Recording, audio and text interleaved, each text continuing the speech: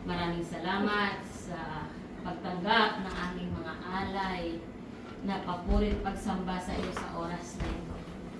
Alam po namin, hallelujah Lord God, na ikaw ang napaluguran, ikaw ang naitaas sa aming kalagitnaan. Kaya Lord God, sa oras na ito, sa iyong hapag, Panginoon Lord God, na aming pagsasaluan, which is the Word of God, ihanda mo po ang mga puso po namin. Hallelujah. Buksan mo ang mga puso po namin sa oras na ito. Lord, anoint each one of us. Hallelujah. Mangusap ka. Banal na Espiritu, nakadepende lamang ako sa iyo. Lord God, hallelujah. Ikaw mangusap. Let your words speak to our hearts, O God. Maraming salamat. Let your name be glorified, Lord, sa aming kalagitnaan. In Jesus' mighty name we pray. Amen. So, alam niyo po ba na ang title ng ating message for tonight ay A New Heart. Ay, wala akong idea kung ano yung line out, but habang kinakanta, sabi ko, Lord, you're such amazing God, kasi nakita yung tumugma at di ba alam niyo naman dyan na wala na ako doon sa worship, kaya hindi ko alam yung mga line out. Pero, yes. Kaya, sabi ko, ito talaga yung gusto mo. Kaya, speak to us. Dali lang po.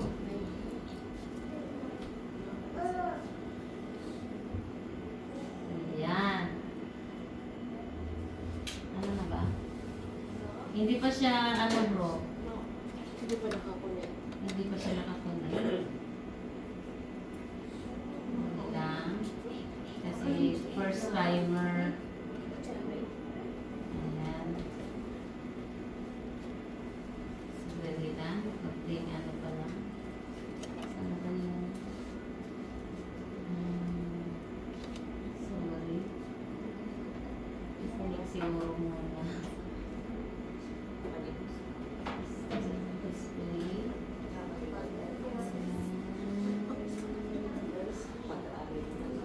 Meron siyang ano,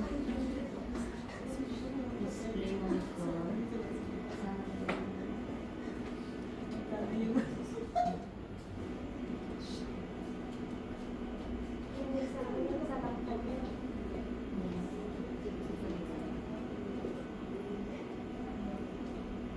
Parang nandun sa may sound system.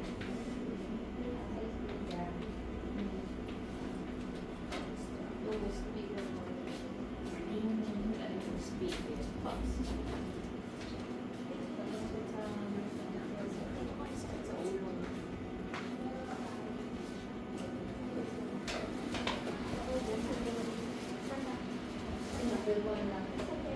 Sa ulo.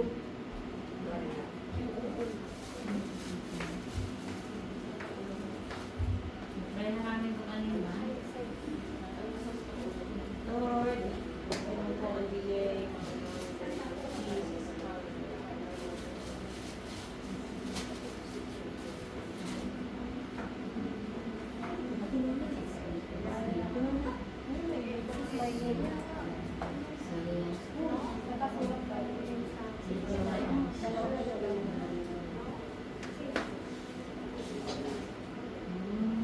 Okay lang po ba kayo dyan? Amen!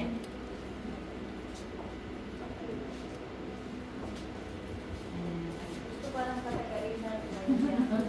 Ayan na siya.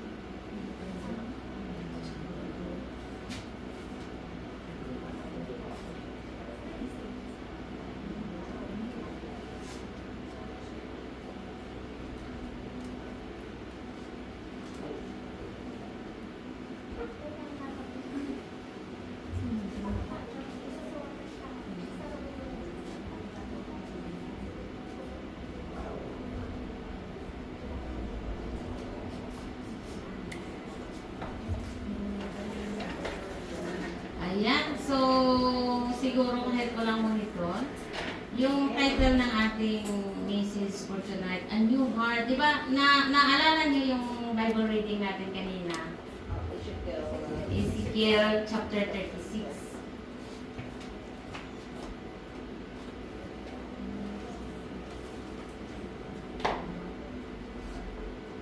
Try mo nga, sis. Ito yung tutulong.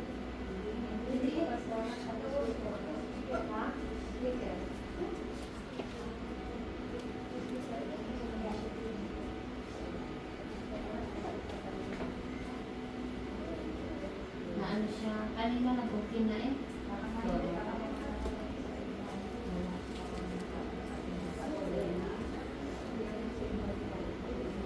Sandali lang ha. Sorry talaga. Kasi may ano, may kunting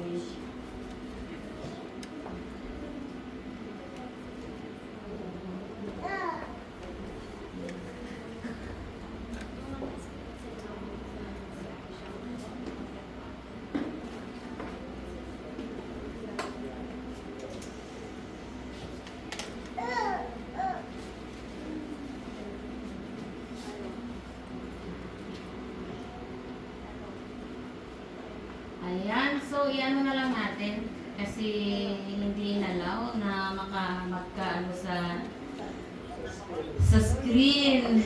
Hallelujah. Ayan, so ang ating message ay doon ng sa binasa natin na a new heart, Ezekiel 36 verse 26 to 27. Basahin po natin. Ito ay sinabi dito, I will give you a new heart and put a new spirit in you. I will remove from you your heart of stone and give you a heart of flesh. Amen. I will put my spirit in you and will see to it that you follow my laws and keep all the commands I have given you. Ezekiel 36 verse.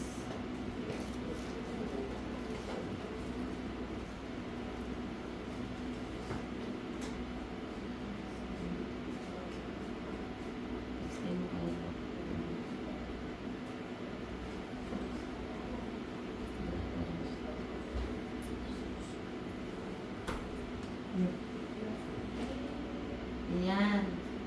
So, dito ang problema.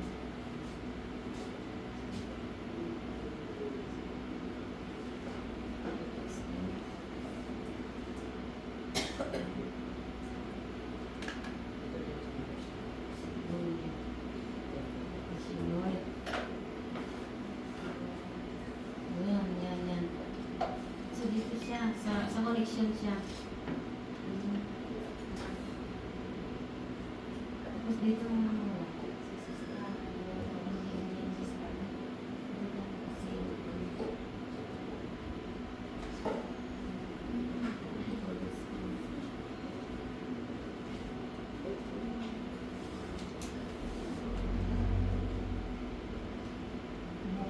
Nawawala siya.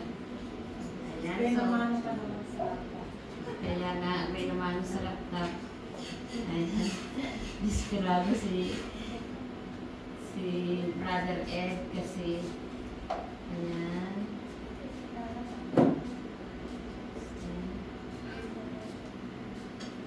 Ayan.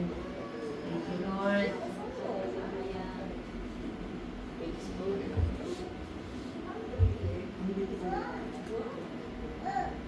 Yung ating teaching yan. Yes, andito.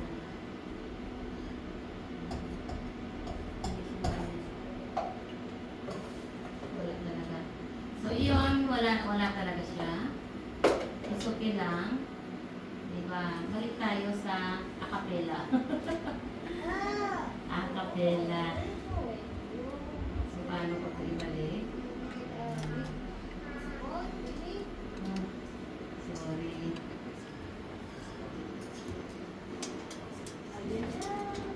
Hindi yan, hindi yan. Dito sa akin. Hindi sa kanya yan. Ayan. So, ayan. Thank you, Lord. muna kayong manto. Kasi hindi pa tayo nag-umpisa. Ayan, so, sabi niya, I will give you a new heart. Bakit? Sinabi ito ng Lord dahil during that time, nung tinawag si Ezekiel na mag-send ng, as a messenger of God, sila ay nasa exile sa Babylon. But before that, di ba, meron ng mga naunang prophets na nag-warning. Si Sir Eves nakikinig. Ayan, si Isaiah, Jeremiah, Ezekiel, may panaghoy pa. Ezekiel is one of the major prophets. Di ba, may 5 major prophets tayo. Ayan. So, hindi sila nakinig sa mga warning ni Jeremiah. Ilang chapter ang Jeremiah, ilang chapter ang Isaiah. Ang dami, warnings upon warnings. Hindi sila nakinig until then. Na, yun nga, natupad na hindi sila nag-repent ang mga Israelites. Kaya yun, ito naman, nung ando na sila sa exile sa Babylon, ay si Ezekiel yung to give them hope and a promise of restoration. Di ba? Sabi nasa natin kanina, sabi ng Lord, gagawin ko ito alang-alang sa aking pangalan. Kasi pinagtatawanan na ng ibang bansa ang pangalan ni Yahweh, ang Diyos ng Israel. Kaya di ba napaka-clear? Sabi niya, gagawin ko ito alang-alang sa aking banal na pangalan. Kaya di ba, kung iisipin natin, kahit anumang gagawin natin, hindi nababawasan ang kabanalan ng Diyos. Siya ay Diyos na banal. Huwag natin isipin na sometimes feeling natin na parang naiikot na lang sa buhay natin, but no, God is God, na siya'y dapat igalang. Siya'y dapat sundin. Amen. Kung ano yung kanyang mga utos. Amen. Si Ezekiel, in Hebrew name, ang Ezekiel is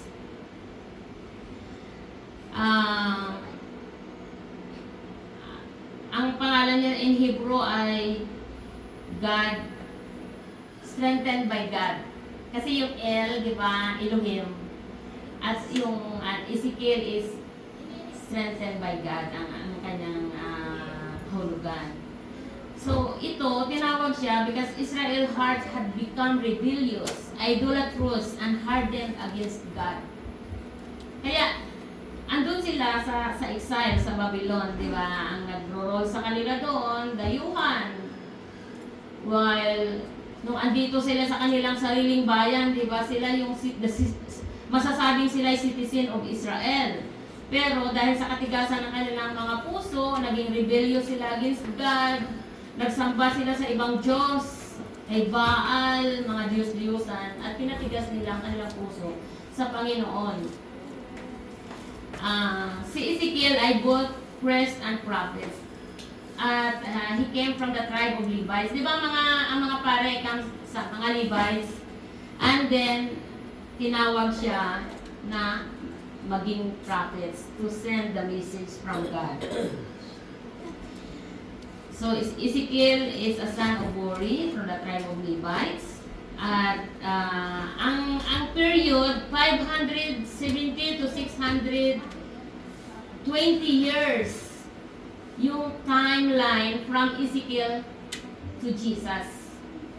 Nasa 620 years. So, parang hindi na siya malayo, di ba? 620 years from that time to the birth of Jesus. Sabi dito, but the Lord in His grace promised to give them a new heart in His covenant. Yung mga Israelites. So, ganun din sa atin. Sometimes, kung i-apply natin ito sa mga buhay natin, sometimes nakakalimot tayo, yung puso natin. Sa lahat, sabi ko nga, sa lahat ng kailangan natin ingatan, sa buong parte ng katawan natin, hindi yung wrinkles natin, hindi yung mga puting buhok po natin, hindi yung mga kilay, kundi yung puso. Bakit? Kasi dito nakatingin ang Panginoon. Siya'y Diyos na hindi nakatingin sa panglabas na anyo. Pero siya'y Diyos na nakatingin sa ating mga puso. At mayroong promise si Yahweh sa mga Israelites nung andun pa sila sa exile sa Babylon. He promised to purify their hearts and cleanse their inner soul through the spilled blood of the sinless mediator. Diba? Binigyan sila ng hope. Pero yung hope na yon ay natupad sa atin. Hindi lang para sa mga Jewish, hindi lang para sa mga Israelites, di ba? Ang salvation, una sa mga Jews, Greek, and Gentiles. But praise God, di ba? Dahil sa kanilang pag-reject ay napunta sa atin yung salvation dahil we believe in Jesus. Na si Jesus ay willing siyang ialay ang kanyang buhay. Siya ay naipako sa cross, namatay at nilibing at nabuhay muli after 3 days para bigyan tayo ng bagong buhay. Amen? Kaya, next slide. May dalawang puso ang tao. Ang tao dito sa mundo may dalawang puso. Sabi doon sa Ezekiel 36 verse 26 to 27, yung bibigyan kayo ng tanggalin ko yung pusong bato. Di ba? Ano sabi doon? Yung masuwaying puso, a heart of stone. Di ba? Bakit kailangan ng Lord tanggalin? Kasi wala nang buhay yung puso na yun. Kasi patay, bato nga eh. Di ba yung rock dito sa Israel? Kahit na pukpukin mo, ay hindi basta-basta. Iba ang rock dito sa Israel, hindi kagaya ng mga bato sa atin. Kaya sabi niya, tatanggalin ko yung pusong bato at papalitan ko ng a heart of flesh. Bakit flesh? Kasi buhay. Mayroon siyang buhay, tumitibog, bug. Yung bato ay wala ng silbi. Yun ang tinanggal sa kanila at ganoon din sa atin. We believe in that na, di ba dati, ganoon din ang puso natin. Natigas na, dulot ng mga nakaraan. Hindi tayo aware na ang puso pala natin ay pusong bato. Pero itong puso ngayon na meron tayo, bagong puso na ito, na pinalitan ng Panginoon. Tinanggal, pero hindi niya binuhay yung bato. Kung di tinanggal niya yung pusong bato at pinalitan ng a heart of flesh, hindi lang yon, may isa pa. At nilagyan niya ng Spirit, ng Holy Spirit. Nagit po natin? So ito yung meron tayo. Amen? A heart of stone. Di ba? Ang heart of stone ay dead heart. So ano yun? Dead to spiritual things. Hindi siya nakakapasok ang mga spiritual na bagay, salita ng Panginoon. Hindi tumatalab. Kaya pag ang puso na heart of stone ay dead to spiritual things. Kaya natin, i-check up po natin ang ating mga puso. Baka mamaya ay wala nang, kumbaga, hindi na siya nako-convict. Hindi na siya tumitibok. Ito yung a heart of stone, dead to spiritual things. Pangalawa, unresponsive to God. Hindi siya nag-response kahit anong revive. Kasi nga wala ng buhay. Di ba yung CPR? Yung tao na sometimes agaw buhay, di ba? Inaano pa niya yun, tapos ano pa yun, di ba? Sipsipin, tapos i-pump na ulit, nabubuhay. Pero yung a heart of stone, a dead heart, wala na. Kaya unresponsive to God. Kahit ano mo yan, parang hindi na tumatalab. Kaya maging maingat tayo, ingatan natin yung puso natin, kaya we need to have a heart check-up tonight. Na ang puso ko ba, Lord, ay nagre-response pa sa mga spiritual things. Nagre-response pa sa even sa small voice ng Holy Spirit. Or baka wala na. Remember, ang heart ni Pharaoh. Sino nagpatigas ng heart ni Pharaoh? No. Ang nagpatigas ng heart ni Pharaoh, siya mismo. Remember, hindi pa kaagad after the ikapitong salot pa muna. Bago pinatigas ng Lord ang heart ni Pero. Pero siya ang nagpatigas ng heart niya mula unang salot hanggang ito. So, nung natapos na yung after sa pang-pitong salot, ang Lord na mismo ang nagtulong sa kanya. Kaya yun ang huwag mangyari sa atin. Pag tinatawag na tayo ng Lord, pag gino-convict tayo ng Lord, huwag natin patigasin ang puso natin. Dahil tutulungan ka ng Lord, hindi mababawasan ang kanyang pagka-Diyos kung patigasin natin ang ating puso. And that's dangerous. Yan ang pinakadelikadong bagay na gagawin ng isang tao. Yung nakakakilala na sa Panginoon, pero ay mag-resist at magpatigas ng kanyang puso. Pangatlo, ito, a heart of stone pa rin ito, a dead heart, unable to understand spiritual truth. Kahit ano ang mga sinasabi, ano ba yung mga spiritual truth? The Word of God. Hindi niya yan maunawaan kasi patay nga eh. Wala nang heartbeat. Walang impact kahit anong mga sinasabi na mga spiritual truth. Unable to understand the spiritual truth. Tapos, next? Having wrong motives and attitude. Yun ang heart of stone, a dead heart. Kaya, lagi nating saliksikin ang ating mga puso. Kasi ang puso, center yan. Center ng ating being. Bakit dito siya nilagay? Kasi bakit hindi dito? Dito siya kasi, di ba, out of the abundance of the heart, the mouth speak. Parang sinasala dito, sinasala muna sa puso. Papasok sa puso. Kaya kung anong laman ng puso natin, yun ang lumalabas sa ating mga bibig. Kumbaga, makikilala natin yung tao, kung anong klaseng tao siya, kung anong puso meron siya, kasi lalabas yan sa bibig. Kaya, having a wrong motives and attitude, madidiscern natin. Kaya, tayo mismo, tatlo lang nakakilala sa atin, ulitin ko ulit.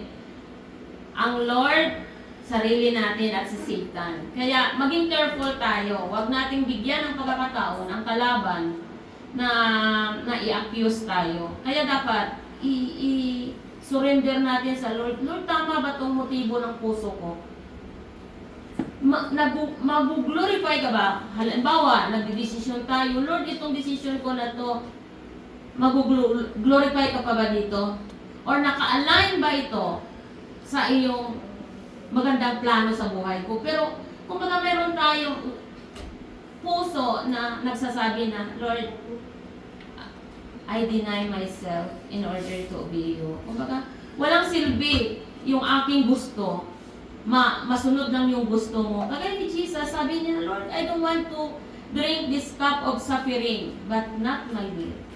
Your will be done. Sabi ni Jesus, lumabas yung dugo na yung pawis na ang lumabas kay Jesus ay dugo. Dahil nakikita ni Jesus kung ano yung daranasin niyang hirap para sa atin, para pagbayaran ng ating mga kasalanan. Kaya, dapat, yun ang anuhin natin, isipin natin lagi sa ating buhay araw-araw, i-check natin yung mga ginagawa natin. Lord, gusto ko, ikaw ang mag-glorify dito, hindi sarili ko. Kung huwag nating ipilit kung anong gusto natin. Kundi, ipacheck muna natin sa Lord. Lord, ito ba yung gusto mo? Kung ano man yung plano ko na hindi naka-align sa magandang plano mo, I surrender, Lord. Sirain mo. Kasi ang Lord, alam niya kung ano yung nakakabuti sa atin. Tayo hindi natin alam kung ano yung bukas eh. Amen? Seeing nothing in Christ, ang dead heart. Wala.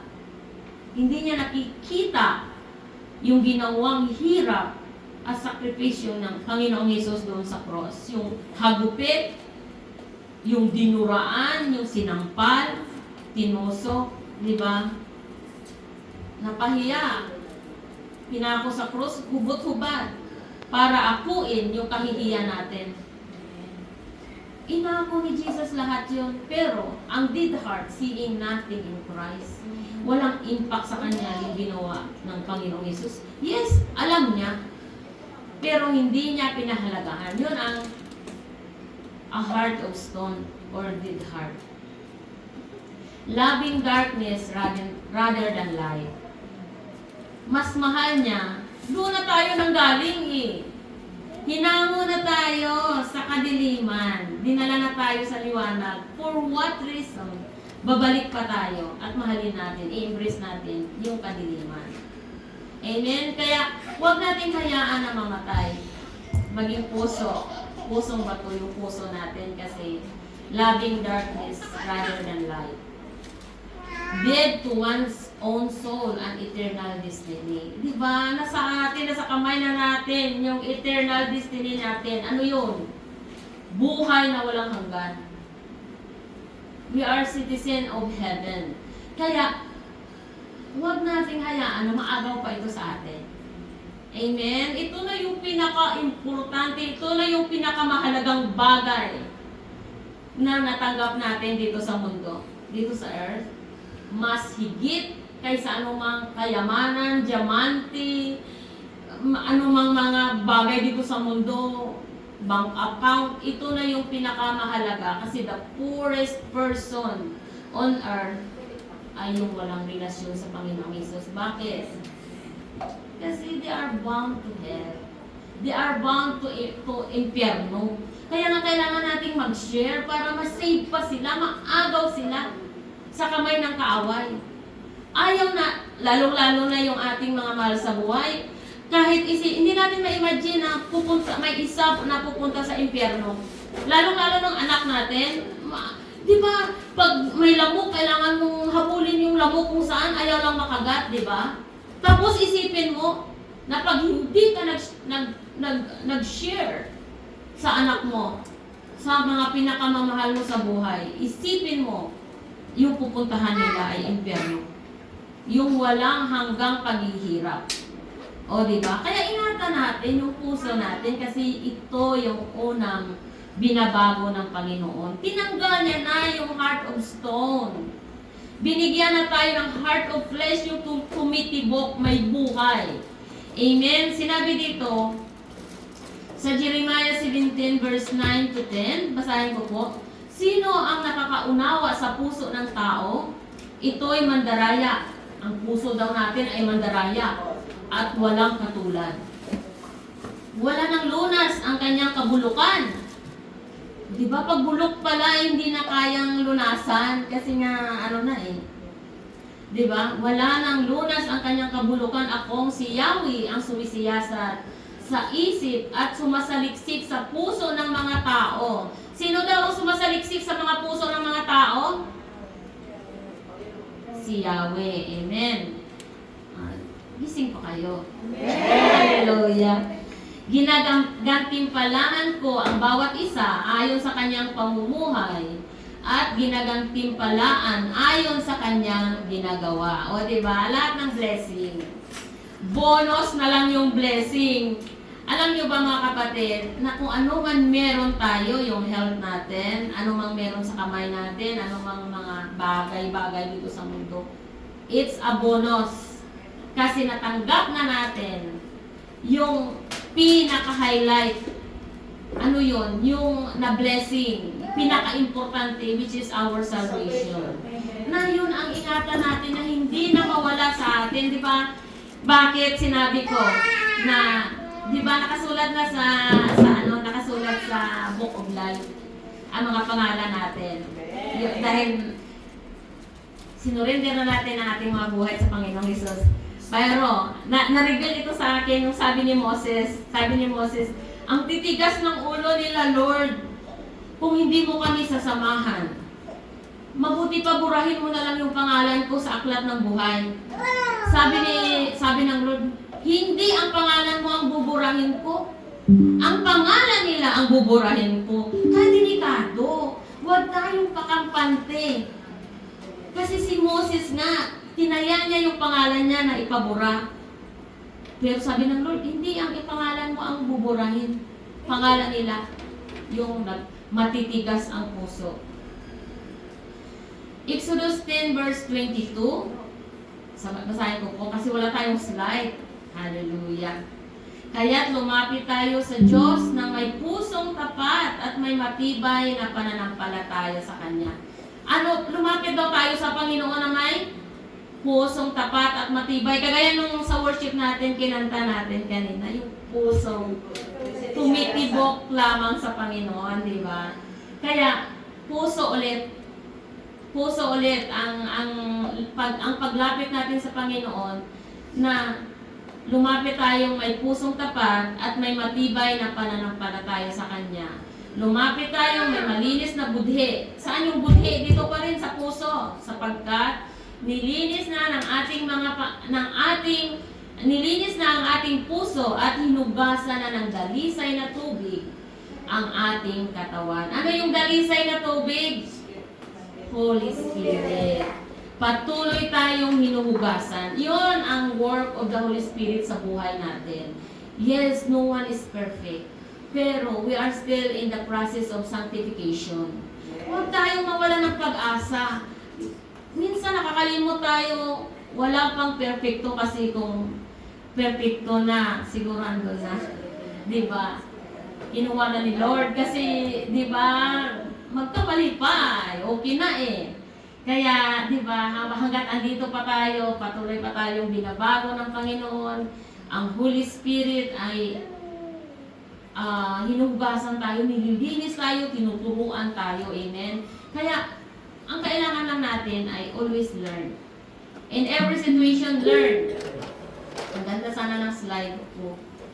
Ito, pupunta na po tayo sa a new heart and a new spirit. Yung new heart, meron na siyang spirit. Ito na yung meron tayo. Amen? Sabi dito, a new ability to see and to know spiritual truth. Kaya naunawaan na natin, kaya nakikinig kayo, kasi it's a word of God. Pagkain ito ng kaluluwa natin. Kaya sinabi sa Our Father na bigyan mo kami ng kakanin sa araw-araw, hindi lang yun bread, hindi lang yung pita, or ures. Diba? Kasi sabi ng Lord, hindi lang sa tinapay nabubuhay ang tao, kundi sa salitang namumutawi sa bibig ng Diyos. Kaya it's not literal na pagkain. A new ability to see and to know spiritual truth. Next, understand the Bible with clarity and interest. Naunawaan niyo pa po ba pag nagbabasa kayo ng Bible? Amen. Sino dito may mga personal devotion ng meditation? Dalawa lang yata ang nag-ano. Amen. O diba? Kaya, mayroon tayong devotion and meditation ng Word of God dahil nauunawaan natin. Amen. Nangungusap ang Panginoon sa pamagitan ng kanyang salita. Kaya, ito na yung dahil meron tayong bagong puso and a new spirit. Amen? Desiring God above all things. Inuuna ang Lord. Hindi hinuhuli, hindi lang wither. Lord, pag may time, no. Diba sabi ni David, I will not offer to my Lord that cost me nothing. Kahit ano pa yan, i-reject ni David. Dahil, sabi niya, hindi ang Lord hindi ko bibigyan ng tira-tira. Tira-tira sa oras natin, tira-tira sa talent natin, sa ating treasure. Dapat inuuna natin ang Lord. Desiring God above all things. Dahil meron na tayong bagong puso. Ang tibok ng puso na to ay tibok ng puso ni Jesus. The heartbeat of Jesus. Kasi tinanggal niya na yung pusong bato. Binigyan ng bagong puso. Buhay at may espiritu. Amen? Kaya nasunod sa salita ng Panginoon. Ina-apply ang Word of God. Amen? And desiring God above all things. Inuuna ang Lord, di ba? The two greatest commandments, love your God with all your heart, with all your soul, with all your mind, with all your strength. And the second is, love your neighbor as you love yourself. Dalawa na lang, yung 10 utos, dinalawa na lang ng Lord para hindi na tayo mahirapan. pero hirap pa rin tayong sundin. Sorry, Lord. Kaya, it's a reminder for us tonight na ipa-refresh natin sa Lord yung puso natin. Kasi dito siya nakatingin. Next, having sensibility to spiritual matters with discernment. Pag may malinis pala ang puso natin, pure before God, nadidiscern natin. Nadidiscern natin yung mga spiritual realm. Nadidiscern natin yung mga kapahamakan. Nadidiscern natin yung kilos ng kaway. Amen? Kasi malinis ang puso natin. Ito na yung puso ng Panginoon. Delighting in God and wanting to know and to do His will. Ito, di ba? Gusto natin i-glorify ang Lord. Ano man ang ginagawa natin. Hindi tayo yung sikat. Hindi na tayo. We need to deny ourselves. Apart from Him, we are nothing. It's truly a privilege na yung mga ginagawa ng Lord sa buhay natin. Andito ka sa Winti Labib. Favor ng Lord. Kasi alam ng Lord na dito ka lalago. Bakit hindi kanya dinala doon? Sa iba. Dahil ang Lord alam niya na dito ka lalago. Dito kanya itinanim. Amen? Kung tayo lang hanapin natin yung the best pero hindi aksidente, kapatid, nandito ka. Dahil alam ng Lord na dito ka lalago. Amen. Amen?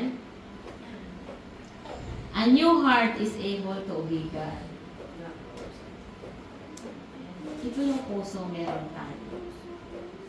So tonight, tanungin po natin ang sarili natin, Lord, yung puso na to na binigay mo ay nakakasunod pa ba sa mga utos mo? Nakakasunod pa ba sa salita mo? Amen. Sometimes kasi nakakalimot tayo, akala natin we are okay, but ang totoo, we are not okay. Ang Lord lang nakakakita ng puso natin. We need to check ourselves, di ba? Sometimes, di ba nung tayo unbeliever pa, di ba, na ano rin tayo, na-chismis tayo, na-inggit tayo, kung anong meron sa kapitbahay, gusto din natin meron tayo. Ganun pa rin ba tayo? Di ba hindi na? Pag kilala natin ang sarili natin, pag sometimes, kasi nasa flesh pa tayo, pag mayroong ng inggit, mayroong pride, kailangan na natin yan i-check. Lord, hindi na ito to. Bakit meron akong pride? Bakit nahihirapan ako mag-forgive? Ano yung nag-block sa grace mo?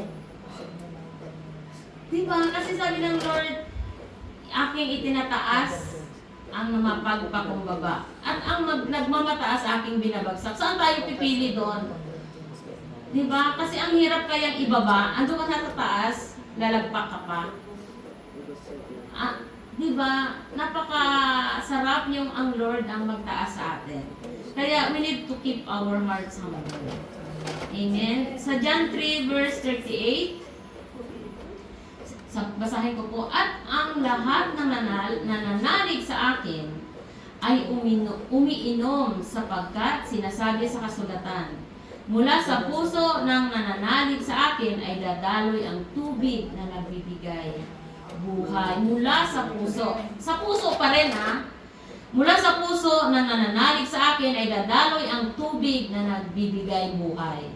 Amen? Kaya kailangan talaga na nalilinis. Hindi tayo manatiling, ganito na ako ganito na ako. Hindi pwedeng ganun. Dapat nakikita ang transformation sa buhay natin. Questionable na walang nabago. Walang nabago, parang, di ba? Ano yun? Dapat makikita yung pagbabago sa buhay natin. Yes! Ako, yung mga pinagdaanan ko, yung mga kapalpakan ko, yung mga failures ko, na kahit born again ako, believers na ako, it really humbled me. Dahil I cannot judge. I cannot judge. Dahil yung iniisip ko lagi, I've been there. Pero ang grasya ng Diyos ay mayaman. Amen. Kumbaga, maa-amaze ka na lang, God can turn evil into good. Huwag natin ikahiya yung mga kabiguan natin, yung mga failures natin sa Lord. Ang importante ay yung pagbabago. Mayroong nababago sa atin. Kasi yung mga pinagdaanan natin, magagamit yan. Magagamit yan na we learn. Hindi na tayo babalik. Ay, bender. Alam ko na yan. Alam ko na strategy ng kaway. Hindi na ako babalik doon. Kasi sayang. Sayang. Parang, maano ka na doon. Sorry. Marami akong sinayang. Diba? Kaya, ingatan natin, kung meron lang po, ano ba yung maintenance ng puso natin? Holy Spirit. Kung yung health natin, ay di ba kailangan natin uminom ng mga gamot, ang ating puso, the Holy Spirit. Kasi mula sa puso na nananalig sa akin ay dagdaloy ang tubig na nagbibigay buhay. Ang Holy Spirit ay sinasamahan tayo. The Holy Spirit is our helper kasi dadalhin niya tayo doon sa buhay na walang hanggan. Without the Holy Spirit, imposible tayo makauwi. Meron na ang Holy Spirit, nag-struggle pa tayo makasunod. Paano pa yung walang helper? Kaya kailangan natin silang abutin, lalong-lalo yung mga mahal natin sa buhay. We need to share the Word of God. We need to share the truth, for the truth will set them free. Kasi dito din tayo hinalaya. Amen? Ang katotohanan ay siya nagpalaya sa atin. Malapit na po ako. Awit 51 verse 10 to 11. Sabi dito, basahin ko. Puro puso. Isang pusong tapat sa aking likhain. Bigyan mo, O Diyos, ng bagong damdamin. Sa iyong harapay, huwag akong alisin. Iyong banal na espiritu ay paghariin. Diba sa itong sabi ni David, ang weakness, ang pinaka-weakness ni David ay yung mapalayo siya sa presence ng Lord. Kaya sabi, refresh me, Lord, create in me a new heart, di ba? Create in me a new spirit, Lord, sabi ni David. Kaya dapat ito din ang daing ng puso natin lagi. Nabigyan mo ako ng pusong tapat. Bagong damdamin. Sa iyong harapay, huwag akong alisin. Yung gusto ni David, yung andyan lagi yung presence ng Lord kasi ang hadlang lamang na hindi natin maranasan yung presensya ng Lord. Ng Holy Spirit, kasalanan. Nag-grieve siya. Hindi siya basta-basta umaalis. Pero nag-grieve siya. Nalulungkot siya. Kasi ang Diyos ay may damdamin. May puso. Bakit sinabi niya ito sa atin? Kasi may puso siya. Diba? Iyong banal na espiritu paghariin. Amen? Kaya ingatan natin. Yung i-search natin lagi ang ating mga sarili. Lord, nalulugod ka pa ba sa buhay ko? Nalulugod ka ba? Natutuwa ka ba? Nag-glorify ka ba sa mga ginagawa ko? Sa pamumuhay ko? The way I am. Right now, Lord. Sabi dito sa Matthew 5 verse 10, last na to, mapalad ang mga may malinis na puso sapagkat makikita nila ang Diyos. Amen. So are we that participants ng mga pupunta doon para makita ang Lord? The bride of Christ. Kasi ang church, di ba, we are the bride. Kaya sabi, mapalad ang mga may malinis na puso sapagkat makikita nila ang Diyos.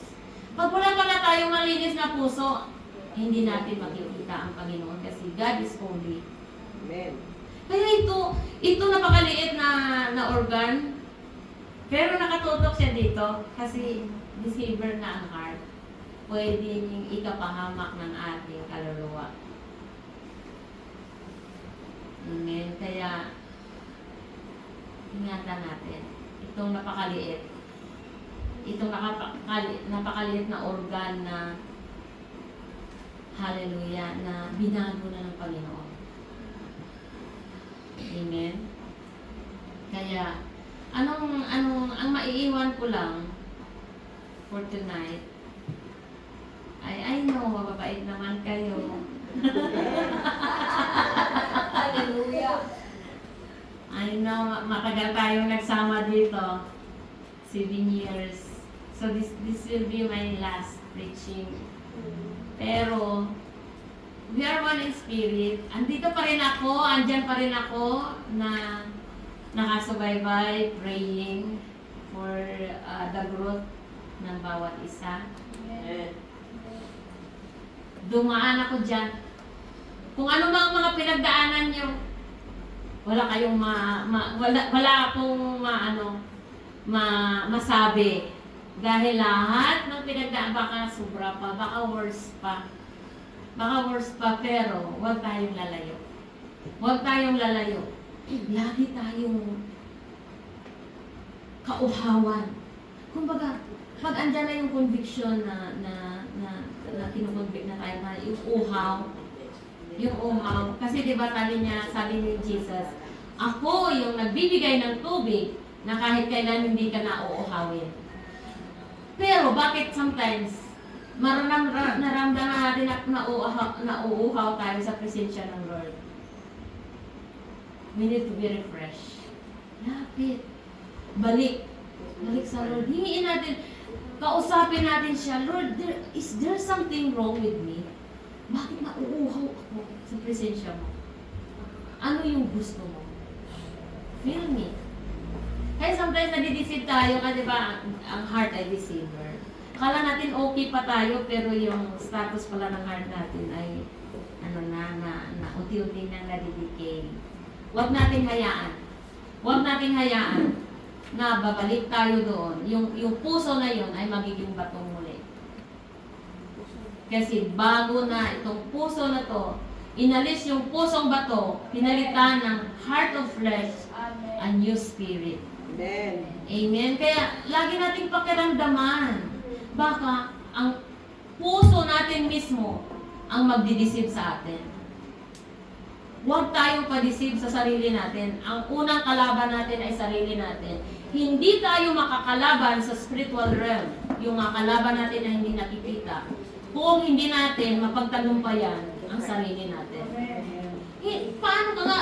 Pagtawanan ka lang ng kaway, sarili mo nga, hindi mo mapagtagumpayan. Sino ka para lalaban? Kaya dapat, kailangan muna natin talaga na we need to be holy sa harapan ng Panginoon kasi He is fighting for us. Mayroon tayong puso na laging nagsusurrender sa Panginoon. Amen. Huwag tayong na tama ako Lord eh. Bakit gano'n naman Lord? Wala dapat gano'n, hindi tayo yung mga Israelites na matigas yung puso, kaya na-exile sila sa Babylon, dami nilang pinagdaanan. Huwag na nating hintayin na dadanas pa tayo ng sangkatutak ng mga problema, mga challenges sa buhay bago matuto. Sino bang may